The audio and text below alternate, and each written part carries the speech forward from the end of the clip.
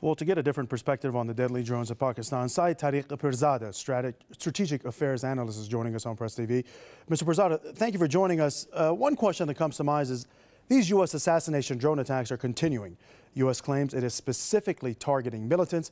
However, as we see, there have been the past years, they're killing mainly civilians. Simply, why is this continuing?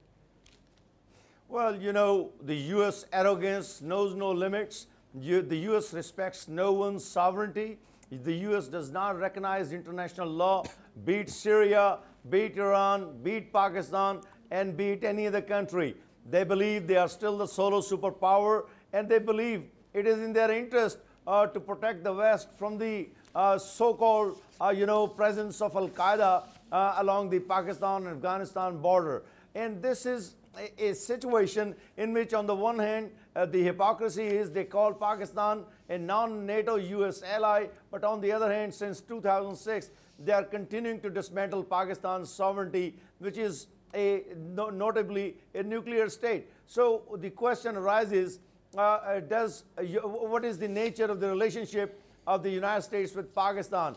Most of the people agree, and I tend to endorse that view. It is a transactional relationship. And in this relationship, the U.S. believes that the Pakistan's economy and Pakistan's conventional force reaction will never be to the point where they can challenge the authority of the United States. So let's continue with the arrogance and the disregard for international law as well as the sovereignty of Pakistan.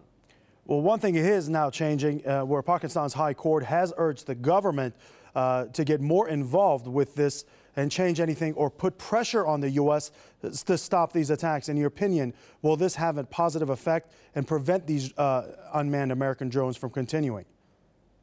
Well, it will have some, it will add public pressure upon the government, yes, in terms of forcing the government to become more proactive in pressuring the United States to cut off the continuation of these drone attacks against Pakistan. There was, however, a report yesterday through some unnamed sources on Pakistan, different networks, not yesterday, day before yesterday, and those unknown sources said that there is some mechanism being developed between the United States and Pakistan, but that mechanism will take some time, and at the completion of that mechanism, after the completion of that mechanism, yes, there'll be an end to the drone strikes. But in my personal judgment, this is just a hogwash. The United States drone attacks will continue because it helps the United States in two ways.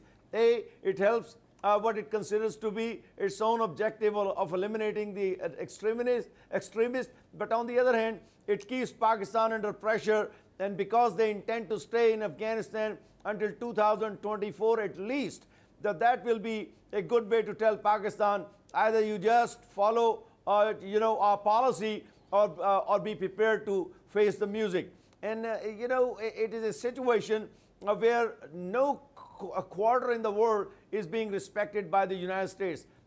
Take the case of President Jimmy Carter, the former president of the United States.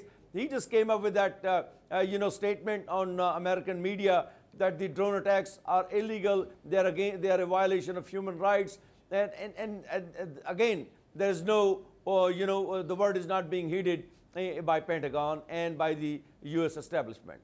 Well, Mr. Pirzada, with you saying that the United States plans on staying in Afghanistan well beyond 2024, do you think because the United States and Pakistan's ties are tense at this moment, do you think that these drone attacks will continue? I very much believe that the very basic purpose of staying in Afghanistan is not to restore normalcy or restoration or achieve restoration of peace. You see, there will not be any peace as long as the U.S. presence is there. So their presence is to keep their forces deployed, the air and ground forces along Pakistan-Afghanistan border, to continue to intervene into Pakistan, to continue to bombard Pakistan, Pakistan's tribal areas, and of course to continue to dismantle Pakistan's sovereignty.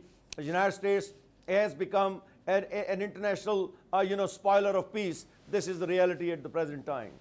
Very well. Thank you for that. Syed Tariq Pirzada, strategic affairs analyst, joining us right here on Press TV's World News from Islamabad.